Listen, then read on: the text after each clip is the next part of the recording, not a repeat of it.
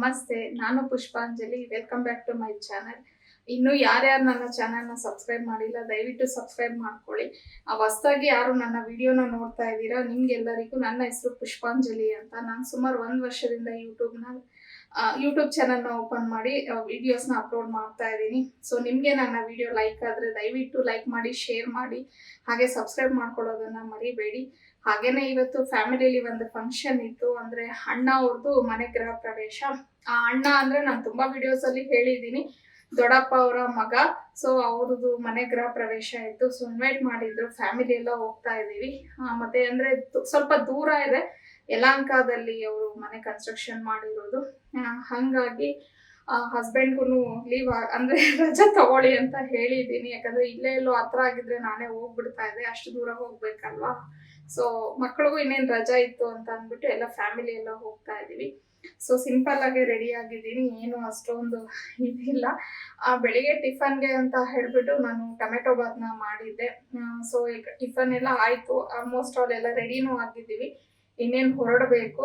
ಮತ್ತೆ ಇವತ್ತು ನಾನು ವೇರ್ ಮಾಡಿರುವಂತ ಸ್ಯಾರಿ ಬಂದು ಇಳ್ಕಲ್ ಸೀರೆ. ಇದು ಆಕ್ಚುಲಿ ಗಾಯತ್ರಿ ಬಾರ್ಡರ್ ಅಂತ ಹೇಳಿ ಆ ಒಂದು ಇನ್ಸ್ಟಾಗ್ರಾಮ್ ಪೇಜ್ ಅಲ್ಲಿ ನಾನು ಇದನ್ನ ಪರ್ಚೇಸ್ ಮಾಡಿದ್ದು. ಸೊ ನಾನು ಅದರದ್ದು ಡೀಟೇಲ್ಸ್ ಎಲ್ಲಾನು ಮಿನಿ ಬ್ಲಾಗ್ ಅಲ್ಲಿ ಆಕ್ಚುಲಿ ನಾನು ಆಲ್ರೆಡಿ ಹಾಕಿದ್ದೀನಿ, ನೋಡಿರ್ಬೋದು ಅನ್ಕೋತೀನಿ ನೀವು.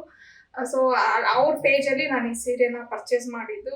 ಮತ್ತೆ ಇನ್ನೊಂದು ಏನಂತಂದ್ರೆ, ಈ ಬ್ಲೌಸ್ ನಾನು ಏನ್ ವೇರ್ ಮಾಡಿದ್ದೀನಿ ಅದು ಈ ಸ್ಯಾರಿ ಇದಲ್ಲ, ಇದ್ರದ್ದು ರನ್ನಿಂಗ್ ಬ್ಲೌಸ್ ಬಂದಿತ್ತು. ನಾನು 2 ಸೀರೆ ಆಕ್ಚುಲಿ ಅವ್ರ ಹತ್ರ ಪರ್ಚೇಸ್ ಮಾಡಿದ್ದು. ಸೊ ಆ ಸ್ಯಾರಿದು ಇದು ಬ್ಲೌಸ್ ಇದ್ದಿದ್ದು. ಸೊ ಬಾರ್ಡರ್ನ ಮಾತ್ರ ಇದನ್ನ ಕಟ್ ಮಾಡಿಸಿ ಹಾಕ್ಸಿದೀನಿ. ಇದ್ರದ್ದು ಬ್ಲೌಸ್ ತುಂಬಾ ಚೆನ್ನಾಗಿದೆ, ರನ್ನಿಂಗ್ ಬ್ಲೌಸ್. ಬಟ್ ನನಗೆ ಬ್ಲ್ಯಾಕ್ ಮ್ಯಾಚ್ ಆಗತ್ತಲ್ವಾ ಅಂತ ಅಂದ್ಬಿಟ್ಟು ಈ ರೀತಿ ಮಾಡ್ಕೊಂಡೆ. ಅಂದ್ರೆ ನಾನು ಸ್ವಲ್ಪ ಈ ರೀತಿ ಮಿಕ್ಸ್ ಅಂಡ್ ಮ್ಯಾಚ್ ಮಾಡ್ತಾನೆ ಇರ್ತೀವಿ ಏನಾದ್ರು ಸ್ಯಾರೀಸ್ ತಗೊಂಡ್ರೆ. ಸಿಂಪಲ್ ಆಗಿ ಹೊಲ್ಸಿದೀನಿ ಬ್ಲೌಸ್, ಏನು ಇದಿಲ್ಲ. ಶಾರ್ಟ್ ಸ್ಲೀವ್ ನ ಮಾಡಿ ಬಫ್ ಮಾಡಿದೀನಿ, ಹಿಂದೆ ಸುಮ್ಮನೆ ರೌಂಡ್ ಮಾಡಿಸಿ ಪೈಪಿಂಗ್ ಕೊಡ್ಸಿದೀನಿ ಅಷ್ಟೇನೆ. ಸೊ ಆಕ್ಚುಲಿ ನೋಡಿ, ಇದೊಂದು ಸ್ಯಾರಿನ ಪರ್ಚೇಸ್ ಮಾಡಿದ್ದೆ ನಾನು ಅವ್ರ ಹತ್ರ. ಇದು ಕಾಟನ್, ಪ್ಯೂರ್ ಕಾಟನ್ ತರ ಬರುತ್ತೆ. ಇದು ಸ್ವಲ್ಪ ಸಿಲ್ಕ್ ತರ ಇದೆ ಮೆಟೀರಿಯಲ್, ಚೆನ್ನಾಗಿದೆ ಎರಡೂನು. ಸೊ ಇದರಲ್ಲಿ ಬ್ಲ್ಯಾಕ್ ಬ್ಲೌಸ್ ಬಂದಿತ್ತು, ಇದಕ್ಕೆ ರನ್ನಿಂಗ್ ಬ್ಲೌಸ್ ಬಂದಿತ್ತು. ನನ್ಗೆ ಎರಡಕ್ಕೂ ಆಗುತ್ತಲ್ವಾ ಅಂದ್ಬಿಟ್ಟು ನಾನು ಬ್ಲ್ಯಾಕ್ ಬ್ಲೌಸ್ನೇ ಹೊಲಿಸ್ಕೊಂಡೆ. ಸೊ ಈಗ ಎರಡಕ್ಕೂ ಮ್ಯಾಚ್ ಆಗುತ್ತೆ ನನಗೆ. ಸೊ ಇವ್ರದ್ದು ಡೀಟೇಲ್ಸ್ನು ಎಲ್ಲ ನಾನು ಆಲ್ರೆಡಿ ನನ್ನ ಮಿನಿ ಬ್ಲಾಗ್ ಅಲ್ಲಿ ನಾನು ಪೇಜ್ ಡೀಟೇಲ್ಸ್ ಎಲ್ಲ ಮೆನ್ಷನ್ ಮಾಡಿದ್ದೀನಿ, ಸ್ಯಾರಿ ಬಗ್ಗೆ ಎಲ್ಲಾನು. ಸೊ ಹಿಂಗಿದೆ, ನೋಡೋಣ. ಅಲ್ಲಿ ಫಂಕ್ಷನ್ಗೆ ಹೋದ್ರೆ ಖಂಡಿತ ಆದ್ರೆ ನಾನು ಎಲ್ಲಾನು ವಿಡಿಯೋ ಮಾಡ್ತೀನಿ. ಬಟ್ ನನ್ಗೆ ಅಲ್ಲಿ ಸಪೋರ್ಟ್ ಮಾಡ್ತಾರೆ ವಿಡಿಯೋ ಮಾಡ್ಕೊಳಕ್ಕೆ ನನ್ನ ಫ್ಯಾಮಿಲಿಯವರು. ಸೊ ಹಾಗೆ ಕಂಟಿನ್ಯೂ ಮಾಡ್ತೀನಿ. ಆ್ಯಂಡ್ ದೆನ್ ನನ್ನ ಮಕ್ಳಿಬ್ರು ಬರ್ತಿದ್ದಾರೆ, ಅವರಿಬ್ರು ವೇರ್ ಮಾಡಿರುವಂಥ ಡ್ರೆಸ್ಸಸ್ ಆಲ್ಮೋಸ್ಟ್ ನಾನು ಸ್ಟಿಚ್ ಮಾಡಿಸಿ ತುಂಬ ದಿನಗಳಾಗಿದೆ, ಹೊಸದಾಗಿ ಏನು ಸ್ಟಿಚ್ ಮಾಡಿಸಿರುವಂಥದ್ದೆಲ್ಲ. ಸೊ ಅವ್ರನ್ನೂ ನೋಡಿ ಯಾವ ರೀತಿ ರೆಡಿ ಆಗಿದ್ದಾರೆ ಅಂತ ಹೇಳ್ಬಿಟ್ಟು ಮಕ್ಕಳದು ವಿಡಿಯೋ ಎಲ್ಲ ಶೂಟ್ ಮಾಡ್ಕೊಳ್ಳೋಣ ಅಂತ ಹೇಳಿ ಅನ್ಕೊಂಡೆ. ಆದ್ರೆ ತುಂಬಾನೇ ಟೈಮ್ ಆಗ್ಬಿಟ್ಟಿತ್ತು, ಆಗ್ಲೇ 12 ಗಂಟೆ ಅಷ್ಟು ಆಗ್ಬಿಟ್ಟಿತ್ತು ಟೈಮು. ಇನ್ನ ಮನೆಯವರು ಬೈತಾ ಇದ್ರು, ಲೇಟ್ ಆಗುತ್ತೆ, ಬೇಗ ಬಾಮ್ಮ, ಟ್ರಾಫಿಕ್ ತುಂಬಾ ಇರುತ್ತಲ್ವಾ ಆ ಕಡೆ. ಅಂದ್ರೆ ಹೆಬ್ಬಾಳ ಸೈಡ್ ಅಲ್ಲಂತೂ ಮೇಕ್ರಿ ಸರ್ಕಲ್, ಹೆಬ್ಬಾಳ ಅಂತೂ ಹೆವಿ ಟ್ರಾಫಿಕ್ ಇರತ್ತೆ, ಲೇಟ್ ಆಗುತ್ತೆ, ಬೇಗ ಬಾ ಅಂತ ಅನ್ಬಿಟ್ಟು. ಹಂಗಾಗಿ ನನ್ಗೇನು ವಿಡಿಯೋ ಮಾಡ್ಕೊಳಕ್ ಆಗ್ಲಿಲ್ಲ. ಸೊ ಹಂಗೆ ಕಾರಲ್ಲಿ ಹೋಗ್ತಾ ಸುಮ್ನೆ ಒಂದ್ ಸ್ವಲ್ಪ ವಿಡಿಯೋ ಮಾಡ್ಕೊಂಡೆ ಅಷ್ಟೇ. ಪಾವನಿ ಈ ಕಡೆ ಕೂತಿದ್ಲು, ಅವಳು ಆಗ್ಲೇ ಒಂಥರ ಅವಳಿಗೆ ಆ ಬಿಸ್ಲಿಗೆ ಮತ್ತೆ ಆ ಟ್ರಾಫಿಕ್ ಹೆವಿ ಇದ್ದಿದ್ದಕ್ಕೆ ಅವಳಿಗೆ ಒಂದ್ ಸ್ವಲ್ಪ ನಿದ್ದೆ ತರ ಬಂದ್ಬಿಟ್ಟಿತ್ತು ಅವಳಿಗೆ. ಆಮೇಲೆ ನಾವ್ ಹಂಗು ಹಿಂಗು ಹೋಗೋ ಅಷ್ಟೊತ್ತಿಗೆ ಸುಮಾರು 1:30 ಆಗಿತ್ತು, ಅಷ್ಟು ಟ್ರಾಫಿಕ್ ಇತ್ತು ಅಂತಾನೆ ಹೇಳ್ಬೋದು. ನಾನು ಹೋಗೋ ಅಷ್ಟೊತ್ತಿಗೆ ಆಲ್ಮೋಸ್ಟ್ ಆಲ್ ನಮ್ಮ ಅಕ್ಕಂದಿರು, ನಮ್ ಜಾನ್ಸಿ ಎಲ್ಲ ಊಟ ಕುತ್ಕೊಂಡ್ಬಿಟ್ಟಿದ್ರು. ಅಂದ್ರೆ ಎಲ್ಲ ಬೈತಾ ಇದ್ರು, ಏನ್ ಇಷ್ಟೊಂದ್ ಲೇಟ್ ಆಗಿ ಬಂದಿದ್ಯಾ, ನಾವ್ ಎಷ್ಟೊತ್ತಿಂದ ವೇಟ್ ಮಾಡ್ತಾ ಇದ್ವಿ ನಿನ್ಗೆ ಅಂತ ಹೇಳ್ಬಿಟ್ಟು. ಇವ್ರು ನಮ್ಮ ಅಣ್ಣ ಮತ್ತೆ ಅತ್ತಿಗೆ, ಅಂದ್ರೆ ದೊಡ್ಡಪ್ಪನ್ಗೆ ಮಗ ಮತ್ತೆ ಸೊಸೆ ಆಗ್ತಾರೆ, ಅಪ್ಪನ್ಗೆ ಅಣ್ಣನ್ ಮಗ ಮತ್ತೆ ಸೊಸೆ. ಸೊ ಅವ್ರದೇ ಮನೆ ಗೃಹ ಪ್ರವೇಶ ಇದ್ದಿದ್ದು. ಇವ್ರು ಇರೋದು ನಮ್ಮ ಮನೆಗೆ ನಿಯರೇ ಇದ್ದಾರೆ, ಆದ್ರೆ ಅವ್ರು ಅಲ್ಲಿ ಬಾಡಿಗೆಗೆ ಅಂತ ಹೇಳ್ಬಿಟ್ಟು ಮನೇನ ಕಟ್ಟಿದ್ದು. ಸೊ ಸಿಂಪಲ್ ಆಗಿ ಅವರು ಗೃಹ ಪ್ರವೇಶನ ಇಟ್ಕೊಂಡಿದ್ದು. ಆದ್ರೂ ಏನೇ ಆಗ್ಲಿ, ಸಿಂಪಲ್ ಆಗ್ಲಿ ಗ್ರ್ಯಾಂಡ್ ಆಗ್ಲಿ, ಫ್ಯಾಮಿಲಿ ಎಲ್ಲ ಸೇರೋದು, ನಾವು ಫ್ಯಾಮಿಲಿ ಎಲ್ಲ ಇರೋದು ಅದೇ ಒಂಥರ ಖುಷಿ ನಮ್ಗೆ. ನಮ್ ಕಡೆ ಸ್ವಲ್ಪ ಈ ತರ ಫ್ಯಾಮಿಲಿ ಫಂಕ್ಷನ್ಸ್ ತುಂಬಾನೇ ಜಾಸ್ತಿ ಆಗ್ತಾ ಇರತ್ತೆ, ಹಂಗಾಗಿ ನಾನು ಅಟೆಂಡ್ ಮಾಡ್ತಾನೆ ಇರ್ತೀನಿ. ಅಂದ್ರೆ ನನ್ಗೆ ಪರ್ಸ್ನಲಿ ಈ ತರ ಫಂಕ್ಷನ್ಸ್ ಅಟೆಂಡ್ ಮಾಡೋದು ತುಂಬಾನೇ ಇಷ್ಟ ಆಗುತ್ತೆ. ಅಂದ್ರೆ ನಾವು ಪ್ರತಿದಿನ ಎಲ್ಲಾರ್ನು ಮೀಟ್ ಆಗಕ್ಕಾಗಲ್ಲ, ಎಲ್ಲಾರ್ನು ಮಾತಾಡೋದಕ್ಕಾಗಲ್ಲ. ಸೊ ಯಾರಿಗೂ ನಾವು ಡೈಲಿ ಎಲ್ಲಾರ್ಗೂ ಫೋನ್ ಮಾಡ್ಕೊಂಡು ನಾವು ಮಾತಾಡ್ಸ್ಕೊಂಡು ಇರೋದಕ್ಕೂ ಕೆಲವು ಸತಿ ಕಷ್ಟ ಆಗತ್ತೆ. ಆದ್ರೆ ಈ ತರ ಏನಾದ್ರು ಫಂಕ್ಷನ್ಸ್ ಆದಾಗ ನಾವೆಲ್ಲಾರ್ನು ನೋಡ್ತೀವಿ, ಎಲ್ಲಾರ್ನು ಮಾತಾಡ್ತೀವಿ ಅಲ್ವಾ, ಒಂಥರ ಚೆನ್ನಾಗಿರತ್ತೆ. ಯಾರ್ಯಾರ ಲೈಫಲ್ಲಿ ಏನೇನ್ ಆಗ್ತಿದೆ ಅನ್ನೋದೆಲ್ಲ ತಿಳ್ಕೊಬಹುದು.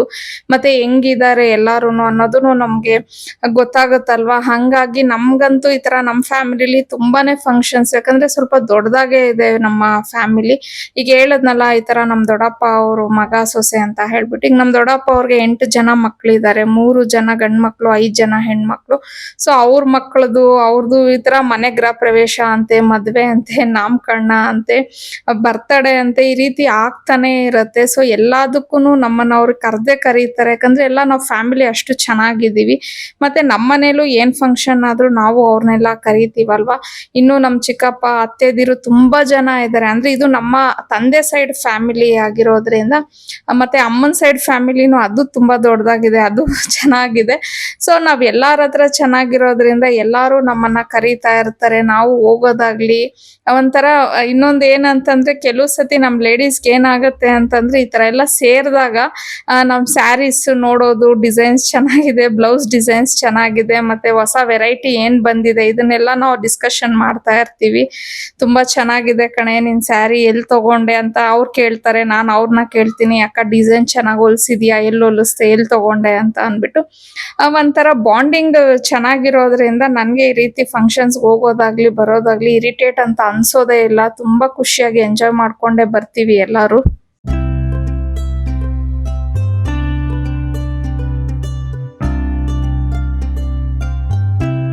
ಮನೆ ಸಿಂಪಲ್ ಆಗಿ ಚೆನ್ನಾಗಿ ಕಟ್ಟಿದ್ರು. ಅಂದ್ರೆ ಇನ್ನೂ ಸ್ವಲ್ಪ ಕೆಲ್ಸಗಳಿತ್ತಂತೆ. ಅಂದ್ರೆ ದಿನ ಚೆನ್ನಾಗಿದೆ ಅಂತ ಹೇಳ್ಬಿಟ್ಟು ಅವರು ಸ್ವಲ್ಪ ಬೇಗನೆ ಗೃಹ ಪ್ರವೇಶ ಮಾಡಿದ್ದಾರೆ. ಬಟ್ ರೆಂಟ್ ಪರ್ಪಸ್ಗಂತೂ ಚೆನ್ನಾಗಿ ಕಟ್ಟಿದ್ದಾರೆ. ಎಲ್ಲ ಸ್ವಲ್ಪ ದೊಡ್ಡದಾಗೆ ಬಂದಿತ್ತು, ರೂಮ್ ಆಗ್ಬೋದು, ಹಾಲು ಎಲ್ಲಾನು.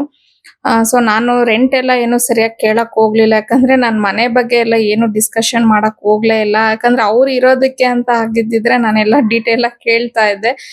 ಬಟ್ ಅವರು ಅಂದ್ರೆ ಬಾಡಿಗೆ ಕೊಡೋದಕ್ಕೆ ಅಂತ ಹೇಳ್ಬಿಟ್ಟು ಏನೋ ಕಟ್ಟಿರೋದು. ಸೊ ಹಂಗಾಗಿ ನಾನೇನು ಡೀಟೇಲ್ ಕೇಳಕ್ ಹೋಗ್ಲಿಲ್ಲ. ಬಟ್ ನನ್ಗೆ ಸ್ವಲ್ಪ ಸಿಂಪಲ್ ಆಗಿ ಚೆನ್ನಾಗಿದೆ ಮನೆ, ಬಾಡಿಗೆ ಕೊಡೋದಕ್ಕೆ ಅಂತ ಹೇಳಿ ಅನ್ನಿಸ್ತು. ಮುಂದೆ ಪಾರ್ಕಿಂಗ್ ಎಲ್ಲ ತುಂಬಾನೇ ಚೆನ್ನಾಗಿ ಬಿಟ್ಟಿದ್ರು. ಸೊ ಊಟಕ್ಕೆಲ್ಲ ಅಲ್ಲೇ ಅರೇಂಜ್ ಮಾಡಿದ್ದಿತ್ತು ಅವರು. ನಾವೇನ್ ಪಾರ್ಕಿಂಗ್ ಸ್ಪೇಸ್ ಇರುತ್ತಲ್ವಾ ಅಲ್ಲೇ ಊಟಕ್ಕೂ ಎಲ್ಲ ಕೊಡೋ ತರ ಇತ್ತು. ಅಂದ್ರೆ ಸ್ವಲ್ಪ ದೊಡ್ಡದಾಗೆ ಪಾರ್ಕಿಂಗ್ ಎಲ್ಲ ಬಿಟ್ಟಿದ್ರು. ಸೊ ಓವರ್ ಆಲ್ ಆಗಿ ಫಂಕ್ಷನ್ ಎಲ್ಲ ತುಂಬಾನೇ ಚೆನ್ನಾಗಾಯ್ತು. ಮತ್ತೆ ನಾನು ಹೋಗಿದ್ದೆ ಲೇಟು. ಸೊ ಎಲ್ಲಾರು ಅಕ್ಕಂದಿರೆಲ್ಲ ಇನ್ನೂ ಒಂದ್ ಸ್ವಲ್ಪ ಹೊತ್ತಿರೆ ಬಂದಿದ್ದೆ ಲೇಟ್ ಅಂತ ಹೇಳ್ತಾ ಇದ್ರು. ಬಟ್ ಅಷ್ಟೊತ್ತಿಗೆ ನಮ್ಮ ಮನೆಯವ್ರಿಗೆ ಫೋನ್ ಕಾಲ್ಸ್ ಬರ್ತಾನೆ ಇತ್ತು. ಸರಿ ನನಗ್ ಕೆಲ್ಸ ಇದೆ ಅಮ್ಮ, ಬೇಗ ಹೋಗೋಣ ಬಾ ಅಂದ್ರು. ಹತ್ರ ಆಗಿದ್ದಿದ್ರೆ ನೀವ್ ಹೋಗಿ ನಾನು ಇದ್ಬಿಟ್ಟು ಸಂಜೆ ಬರ್ತೀನಿ ಅಂತ ಹೇಳ್ಬಹುದಿತ್ತು. ಬಟ್ ದೂರ ಇದೆ, ಮತ್ತೆ ನನ್ಗೆ ಟ್ರಾವೆಲಿಂಗ್ ಕಷ್ಟ ಆಗ್ಬಿಡತ್ತೆ.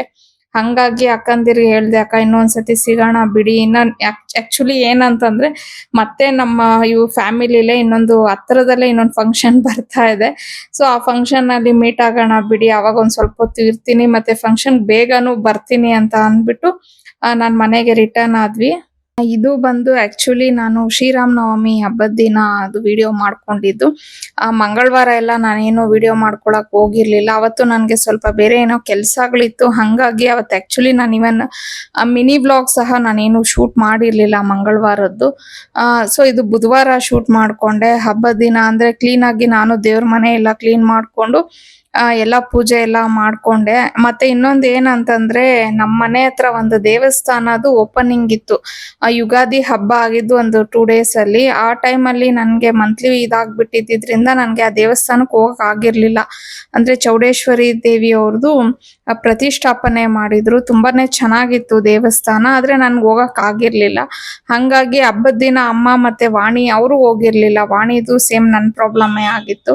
ಸರಿ ಮಾತಾಡ್ಕೊಂಡಿದ್ವಿ ಎಲ್ಲಾರು ಒಟ್ಟಿಗೆ ಆ ದೇವಸ್ಥಾನಕ್ಕೆ ಹೋಗ್ಬಿಟ್ಟು ಬರೋಣ ಅಂತ ಅಂದ್ಬಿಟ್ಟು, ನಾನು ಮನೇಲಿ ಎಲ್ಲ ಬೇಗ ಪೂಜೆ ಕೆಲ್ಸಗಳು ಎಲ್ಲ ಮಾಡ್ಕೊಂಡು ಅಲ್ಲಿ ಹೋಗೋಣ ಅಂತ. ಇನ್ನೊಂದ್ ಏನಂದ್ರೆ, ನನ್ಗೆ ಇವಾಗ ಪಾವನಿ ಬೇರೆ ಮನೇಲೆ ಇದ್ದಿದ್ರಿಂದ ನನ್ಗೆ ಸ್ವಲ್ಪ ಬೇಗನೆ ಕೆಲ್ಸ ಆಗತ್ತೆ ಅಂತ ಹೇಳ್ಬೋದು. ಅವಳು ಮನೆದು ಒರ್ಸೋದು ಗುಡ್ಸೋದೆಲ್ಲ ಅವಳು ಮಾಡ್ಕೊಂಡ್ಲು. ನಾನ್ ಜಸ್ಟ್ ಬೆಳಿಗ್ಗೆ ಎದ್ದು ಟಿಫನ್ ಮಾಡಿ ಸ್ನಾನ ಮಾಡ್ಕೊಂಡು ದೇವ್ರ ಮನೆ ಕೆಲ್ಸ ಎಲ್ಲ ನಾನ್ ಮಾಡ್ಕೊಂತಾ ಇದ್ದೆ. ಮತ್ತೆ ನಾನು ಅವತ್ತು ಜಾಸ್ತಿ ಪಾನ್ಕ ಆಗ್ಲಿ ಮಜ್ಜಿಗೆ ಎಲ್ಲ ಸ್ವಲ್ಪ ಜಾಸ್ತಿ ಮಾಡಕ್ ಹೋಗ್ಲಿಲ್ಲ. ಯಾಕಂದ್ರೆ ಈಗ ಮನೆಯವ್ರು ಆಫೀಸಲ್ಲಿ, ಅವ್ರ ಆಫೀಸಲ್ಲೂ ಇದು ಸೆಲೆಬ್ರೇಷನ್ ತುಂಬಾ ಚೆನ್ನಾಗಿ ಮಾಡ್ತಾರೆ. ಅಲ್ಲೂ ಪಾನ್ಕ ದಿನಾಂಕ ಎಲ್ಲ ಕೊಡ್ತಾರಮ್ಮ ಅಂತ ಅಂದ್ಬಿಟ್ಟು ಅವರು ಹೇಳಿದ್ರು.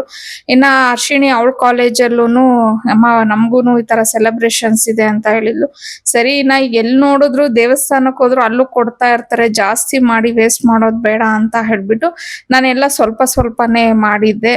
ಮನೆಗೆ ಅದೇ ಪೂಜೆಗೆ ಎಷ್ಟು ಬೇಕೋ ಅಷ್ಟು, ಮತ್ತೆ ನಮ್ಗೆ ಆ ಟೈಮ್ ಖಾಲಿ ಆಗ್ಬಿಡ್ಬೇಕು, ಮತ್ತೆ ನೆಕ್ಸ್ಟ್ ಡೇಗೆಲ್ಲ ಅದನ್ನ ಇಟ್ಕೊಳ್ಳೋದು ಬೇಡ ಅಂತ ಹೇಳ್ಬಿಟ್ಟು ಸೊ ನಾನು ಮನೇಲೂ ಎಲ್ಲ ಕೆಲಸಗಳನ್ನ ಮುಗಿಸ್ಕೊಂಡು ದೇವಸ್ಥಾನಕ್ಕೆಲ್ಲ ಹೋಗಿ ಅಲ್ಲಿ ಅಂದ್ರೆ ನನಗೆ ಶೂಟಿಂಗ್ ಎಲ್ಲ ಮಾಡ್ಕೊಳಕ್ಕೆ ನನ್ಗೆ ಅಲ್ಲಿ ಸ್ವಲ್ಪ ಒಂಥರ ಆಯ್ತು, ಎಲ್ಲಾರ ಮುಂದೆ ಹೆಂಗ್ ಮಾಡ್ಕೊಳ್ಳೋದು ಅಂತ ಅಂದ್ಬಿಟ್ಟು ನಾನು ದೇವರನ್ನೆಲ್ಲ ಏನು ಶೂಟ್ ಮಾಡಕ್ ಹೋಗ್ಲಿಲ್ಲ.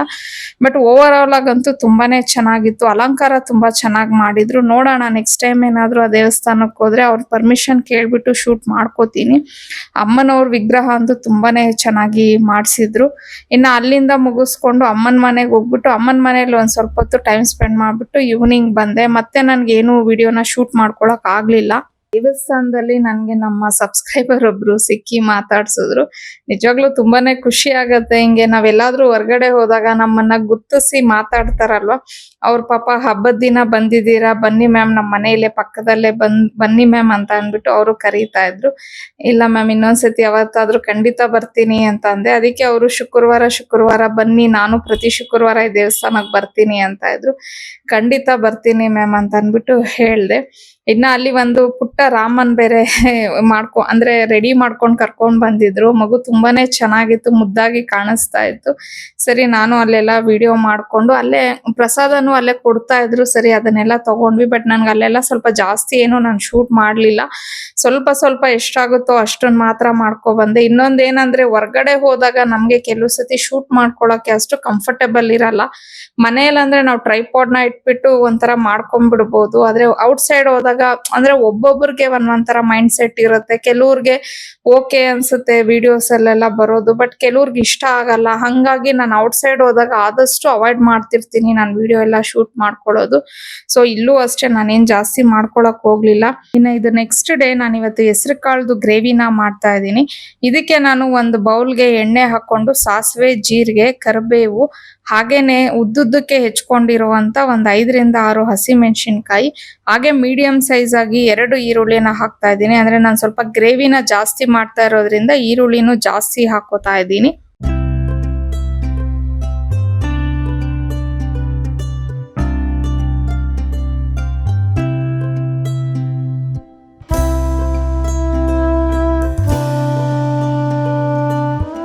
ಈರುಳ್ಳಿ ಸ್ವಲ್ಪ ಫ್ರೈ ಆಗಿದೆ ಅಂತ ಅಂದಾಗ ನಾನು 1 ಸ್ಪೂನ್ ಅಷ್ಟು ಶುಂಠಿ ಬೆಳ್ಳುಳ್ಳಿ ಪೇಸ್ಟ್ ಅನ್ನ ಹಾಕೊಂಡು ಚೆನ್ನಾಗಿ ಫ್ರೈ ಮಾಡ್ಕೋತಾ ಇದ್ದೀನಿ. ಅದಾದ್ಮೇಲೆ 2 ಮೀಡಿಯಂ ಸೈಜ್ ಅಷ್ಟು ಟೊಮೆಟೊನ ಹಾಕಿದ್ದೀನಿ.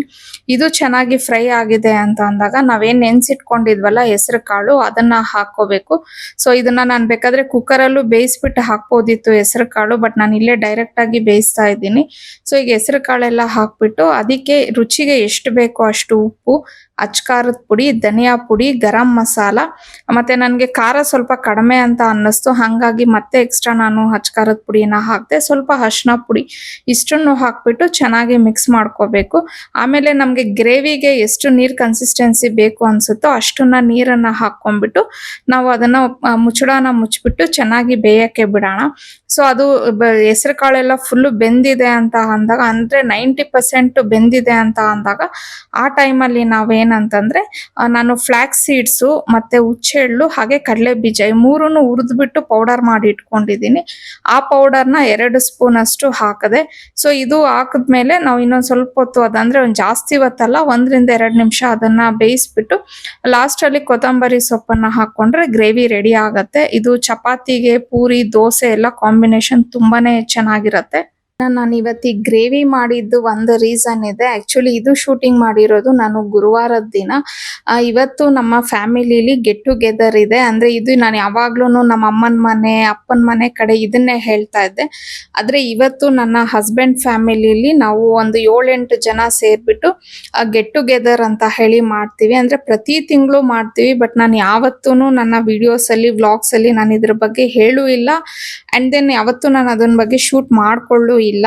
ಸೊ ಇವತ್ತು ನಮ್ದು ಆ ಥರ ಗೆಟ್ ಟುಗೆದರ್ ಅರೇಂಜ್ ಮಾಡ್ಕೊಂಡಿದ್ವಿ. ಅಂದ್ರೆ ತಿಂಗಳಲ್ಲಿ ನಮ್ಗೆ ಯಾವತ್ತು ದಿನ, ಈಗ ನಾವೊಂದು 7 ಜನ ಇದ್ದೀವಲ್ವಾ, ನಮ್ಗೆ ಯಾವತ್ತು ಫ್ರೀ ಆಗುತ್ತೆ ಆವತ್ತು ದಿನ ನಾವ್ ಈ ರೀತಿ ಒಂದು ದಿನ ಫಿಕ್ಸ್ ಮಾಡ್ಕೊಂಡು ಎಲ್ಲಾರು ಒಂದ್ ಕಡೆ ಮೀಟ್ ಆಗೋ ತರ. ಅಂದ್ರೆ ಕೆಲವು ಸತಿ ಏನ್ ಮಾಡ್ತೀವಿ, ಹೋಟೆಲ್ಗೆ ಹೋಗ್ತೀವಿ, ಕೆಲವು ಸತಿ ಮನೆಗಳಲ್ಲೇ ಮೀಟ್ ಆಗ್ತೀವಿ. ಸೊ ಈ ತಿಂಗಳು ನಾವು ಮನೇಲೆ ಮೀಟ್ ಆಗೋಣ ಅಂತ ಹೇಳ್ಬಿಟ್ಟು ಅನ್ಕೊಂಡಿದ್ದು. ಮತ್ತೆ ಹೋಟೆಲ್ಗೆ ಹೋದಾಗ ನಾವು ಅಲ್ಲೇ ಆರ್ಡರ್ ಮಾಡ್ಕೊಂತೀವಿ, ತಿಂತೀವಿ. ಬಟ್ ಇವಾಗ ಮನೆಗೆ ಹೋಗ್ತಿದೀವಲ್ವಾ, ಹಂಗಾಗಿ ಇವತ್ತು ನಾವೇನ್ ಅನ್ಕೊಂಡಿದೀವಿ ಅಂದ್ರೆ ಎಲ್ಲಾರ ಮನೆ, ಅಂದ್ರೆ ಈಗ ನಾವ್ 7 ಜನನು ಒಬ್ಬೊಬ್ರು ಮನೆಯಿಂದ ಒಂದೊಂದ್ ಐಟಮ್ ಮಾಡ್ಕೊಂಡ್ ಬರೋಣ ಅಂತ ಹೇಳಿ ಅನ್ಕೊಂಡಿದ್ದು. ಅಂದ್ರೆ ಒಬ್ರು ಮನೆಯಿಂದ ಚಪಾತಿ, ಒಬ್ರು ಬಂದು ಸಾರ್ ಮಾಡ್ಕೊಳ್ಳೋದು, ಒಬ್ರು ಪಲ್ಯ ಮಾಡ್ಕೊಳ್ಳೋ ತರ, ಆ ರೀತಿ ನಾವು ಪ್ಲಾನ್ ಮಾಡ್ಕೊಂಡಿದ್ವಿ. ಸೊ ನನ್ಗೆ ಗ್ರೇವಿ ಅಂತ ಹೇಳಿ ನಾನ್ ಚಪಾತಿ ನೀವು ಮಾಡ್ಕೊಂಡ್ರೆ ನಾನು ಅದಕ್ಕೆ ಗ್ರೇವಿ ಮಾಡ್ತೀನಿ ಅಂತ ಹೇಳ್ಬಿಟ್ಟು ಅದಕ್ಕೋಸ್ಕರನೇ ನಾನು ಇವತ್ತು ಸ್ವಲ್ಪ ಹೆಸರು ಕಾಳು ಜಾಸ್ತಿ ಕ್ವಾಂಟಿಟಿಲೇ ಗ್ರೇವಿ ಮಾಡ್ಕೊಂಡೆ. ಮತ್ತೆ ಇನ್ನೊಂದು ಏನಂತಂದ್ರೆ, ನನ್ನ ಹಸ್ಬೆಂಡ್ ಫ್ಯಾಮಿಲಿ ನಾನು ಯಾಕೆ ಇಷ್ಟು ದಿನ ಈ ವ್ಲಾಗ್ಸ್ ಅಲ್ಲೆಲ್ಲ ಹೇಳಿಲ್ಲ ಅಂತಿದ್ರೆ, ಅಂದ್ರೆ ನನ್ನ ಹಸ್ಬೆಂಡ್ ಫ್ಯಾಮಿಲಿಲಿ ಕೆಲವರು ಅಷ್ಟು ಕಂಫರ್ಟೇಬಲ್ ಇಲ್ಲ ವಿಡಿಯೋಸ್ಗೆಲ್ಲ ಬರೋದು. ಹಂಗಾಗಿ ಈಗ ನನ್ಗೆ ಅವ್ರಿಗೆ ಇಷ್ಟ ಇಲ್ಲ ಅಂತಂದಾಗ ನಾನು ಯಾರನ್ನೂ ಫೋರ್ಸ್ ಮಾಡಕ್ ಹೋಗೋದಿಲ್ಲ. ಸೊ ನಾನು ಇದುವರೆಗೂ ಇದ್ರ ಬಗ್ಗೆ ಎಲ್ಲ ನಾನು ಹೇಳೇ ಇಲ್ಲ. ಆಗ್ಲೇ ಸುಮಾರು ನಾವು 1-1.5 ವರ್ಷದಿಂದ ಈ ರೀತಿ ಪ್ರತಿ ತಿಂಗಳು ಗೆಟ್ ಟುಗೆದರ್ ಮಾಡ್ತೀವಿ. ತುಂಬಾನೇ ಚೆನ್ನಾಗಿರತ್ತೆ. ಅಂದ್ರೆ ನನ್ನ ನಾದ್ನಿ, ಮತ್ತೆ ನಮ್ಮ ಅತ್ತೆ ಅವರ ಅಣ್ಣನ ಸೊಸೆದೀರಾಗಿರ್ಬೋದು, ಮತ್ತೆ ನಮ್ಮ ಅತ್ತೆಗೆ ತಮ್ಮನ ವೈಫ್ ಆಗಿರ್ಬೋದು, ಮತ್ತೆ ಅಣ್ಣನ ಮಕ್ಕಳು, ತಂಗಿ ಮಕ್ಕಳು ಎಲ್ಲ ಒಂದು 7 ಜನ ಇಲ್ಲಿ ಹೆಂಗಿದೀವಿ ಅಂದ್ರೆ ಅತ್ತೆ, ಸೊಸೆ, ಅತ್ತಿಗೆ, ನಾದ್ನಿ, ಎಲ್ಲಾರು ಇದೆ ಸಂಬಂಧ ಇಲ್ಲಿ. ಸೊ ಎಲ್ಲಾರು ಮೀಟ್ ಆಗ್ತೀವಿ, ತುಂಬಾ ಚೆನ್ನಾಗಿ ಎಂಜಾಯ್ ಮಾಡ್ತೀವಿ.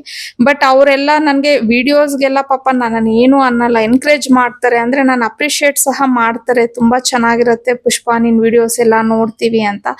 ಆದ್ರೆ ಅವ್ರಿಗೆ ಅಷ್ಟು ಕಂಫರ್ಟೇಬಲ್ ಇಲ್ಲ ಈಗಲೇ ವಿಡಿಯೋಸ್ ಅಲ್ಲಿ ಬರೋದು.